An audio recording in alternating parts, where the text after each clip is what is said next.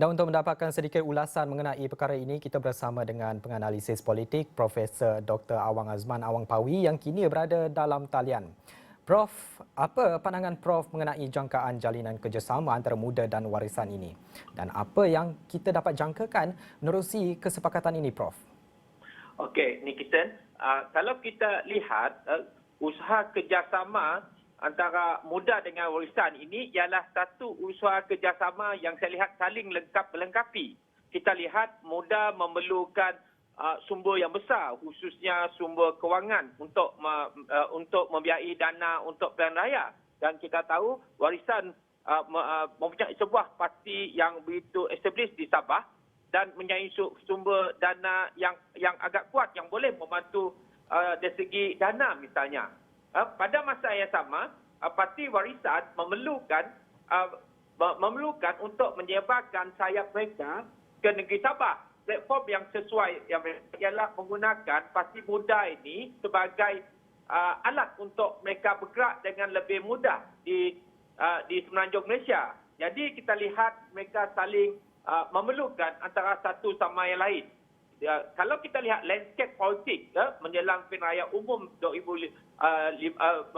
menjelang PRU 15, kita dapat lihat bahawa memang kita lihat keinginan Syafiee untuk menjadi Perdana Menteri itu, calon Perdana Menteri itu memang merupakan semacam satu gerakan. Jadi saya kira macam ini, lebih-lebih lagi sekarang ini tidak ada lagi calon Perdana Menteri daripada Sabah Sarawak. Saya lihat kecenderungan Syafiee Apple untuk menjadikan warisan berkembang di semenanjung Malaysia itu sebagai satu usaha untuk menjadikan parti warisan itu sebagai parti nasional. Bukan lagi parti dianggap parti bersifat kenegerian semata-mata.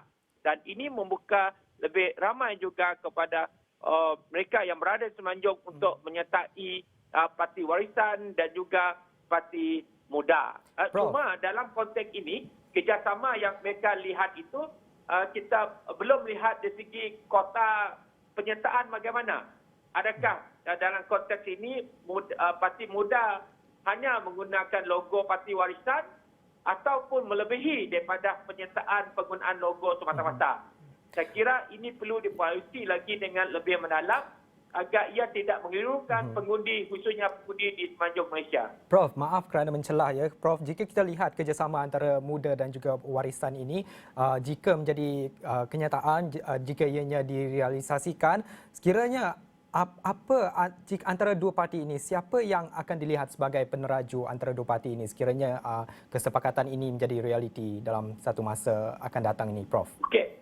Saya masih melihat sekiranya persepakatan antara muda dan warisan ini yang lebih menjelas, dia bergantung kepada demografi. Kalau di semenanjung Malaysia, masyarakat lebih melihat muda akan lebih berperanan, terutamanya khusus untuk menarik pengundi muda. Manakala warisan, saya kira mereka lebih lagi dilihat masih mempunyai akar yang kuat tentang politik etnik dan politik bumi putra di Sabah Sarawak. Jadi ia bergantung kepada situasi presiden mana yang perlu dilihat. Baik, terima kasih Prof. Azman di talian yang sudi berkongsi pandangan berkenaan dengan jalinan kerjasama antara Parti Ikatan Demokratik Malaysia Muda dan Warisan Sabah yang mana ia akan dimaklumkan dalam masa yang terdekat.